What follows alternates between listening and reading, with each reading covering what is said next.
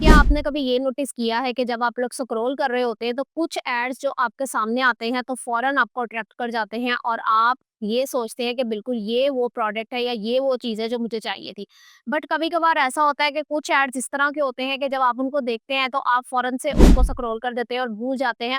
अब ऐसा होता क्यों है? तो ऐसा इसलिए होता है कि जो लोग एड लिख रहे होते हैं उन्हें ये पता होता है कि उन्होंने बात किससे करनी है और क्या करनी है। अब एड लिखता कौन है? एड लिखते हैं जी कॉपीराइटर। कॉपीराइटर जब भी एड लिखते हैं तो उन्हें अपनी ऑडियंस के दिलो-दिमाग के साथ कनेक्ट करना होता है ताकि वो चीज़ ऑडियंस को अट्रैक्ट करे, उनकी अटेंशन को ग्रैब करे और प्रोडक्ट्स बाय करवाए, सेल्स लेके आए और क्लिक्स लेके आए। ठीक है जी? तो आज की वीडियो में मैंने आपके साथ 2 ऐसे कॉन्सेप्ट शेयर करने हैं जिसको अगर आप समझ लेते हैं तो आप अपनी ऑडियंस के साथ ईज़िली कनेक्ट कर सकते हैं और उनको अपनी प्रोडक्ट्स जो है वो सेल कर सकते हैं। आप चाहे कोई शैम्पू सेल कर रहे हैं या चाहे कोई सॉफ्टवेयर सेल कर रहे हैं, आप ईज़िली जो है वो चीज़ अपनी ऑडियंस को सेल कर सकते हैं और आपका एक-एक वर्ड आपकी ऑडियंस के साथ कनेक्ट करेगा। अस्सलाम वालेकुम जी, मेरा नाम खदीजा अल करीम है। अगर आप इस चैनल पे न्यू हैं तो इस चैनल को सब्सक्राइब कर लें बिकॉज़ इस चैनल पे हम फ्रीलांसिंग, कॉपीराइटिंग और क्लाइंट हंटिंग से रिलेटेड बात करते रहते हैं। आज जिन 2 कॉन्सेप्ट्स के बारे में मैंने बात करनी है, बिगिनर्स इससे बिल्कुल अनअवेयर होते हैं, बट आज मैं डिटेल के साथ आपको इन 2 कॉन्सेप्ट्स के बारे में बताऊँगी विद एग्जांपल्स ताकि आपको अच्छी तरह से समझ में आए कि ये दोनों कॉन्सेप्ट्स हैं क्या। जी, जो पहला लेवल है स्टेट ऑफ अवेयरनेस का। अब स्टेट ऑफ अवेयरनेस में होता क्या है, अगर आपका प्रोस्पेक्ट ऑलरेडी आपकी प्रोडक्ट के बारे में जानता है और आप पे ट्रस्ट करता है, तो आप उसके लिए ऑफर बना सकते हैं कि भाई बाय 1 एंड गेट 1 फ्री। तो ये ऑफर उसके लिए काम करेगी। लेकिन अगर आपका प्रोस्पेक्ट आपकी प्रोडक्ट के बारे में नहीं जानता, तो आपको उसको समझाना पड़ेगा और उसको ये बताना होगा कि आपकी प्रोडक्ट उसकी किसी प्रॉब्लम का सलूशन है। तो ये होता है स्टेट ऑफ अवेयरनेस।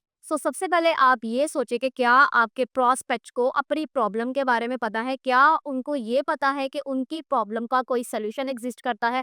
और क्या उनको आपकी प्रोडक्ट का नाम पता है? बिकॉज़ हर कस्टमर एक जर्नी पे होता है। एक छोटी-सी एग्जांपल लेते हैं। फॉर एग्जांपल एक शख्स है जो कि डेली अपने ऑफिस आता है बट डेली उसके पैरों में दर्द रहता है और आप उसके लिए एक ऐड लिखते हो बेस्ट ऑर्थोपेडिक शूज़ 60% ऑफ।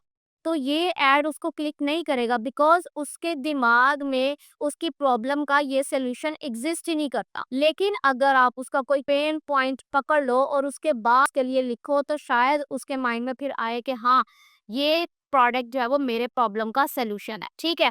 तो इस तरीके से जब आप ऐड लिखते हैं तो आपको स्टेट ऑफ अवेयरनेस को समझना बहुत ज़्यादा ज़रूरी होता है। अच्छा जी, नेक्स्ट जो कांसेप्ट है वो है जी स्टेट ऑफ सोफिस्टिकेशन का। अगर आपका प्रोस्पेक्ट ऑलरेडी कई सिमिलर प्रोडक्ट्स है वो देख चुका है, तो आपको अपनी प्रोडक्ट के लिए एक यूनिक और न्यू ऑफर बनानी पड़ती है ताकि आप अपनी ऑडियंस की अटेंशन को ग्रैब कर सकें। अगर मैं आपको एग्जांपल दूं, आजकल जितने भी ब्रांड्स हैं तो वो इस तरह से काम कर रहे होते हैं। फॉर एग्जांपल अगर कोई टूथपेस्ट का ब्रांड है वो कह देगा कि हमारी टूथपेस्ट से आपके दांत साफ हो जाएंगे। अगर कोई क्रीम का ब्रांड है वो कह देगा कि हमारी क्रीम जो है वो आपके फेस पे ग्लो ले आएगी।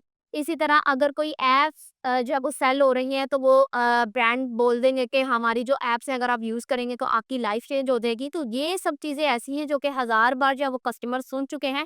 इसमें कोई भी न्यू एंगल, न्यू प्रॉमिस नहीं है।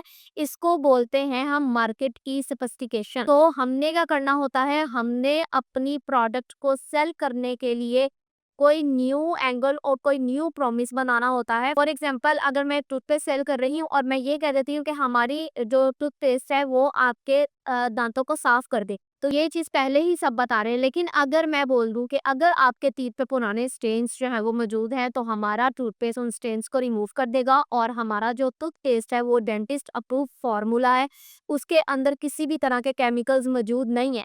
तो ये एक होगा न्यू प्रॉमिस और न्यू एथर। तो हम लोगों ने या तो कोई न्यू ऑफर बनानी होती है, न्यू एंगल बनाना होता है या फिर किसी पुरानी बात को नए तरीके से कहना होता है। ठीक है जी।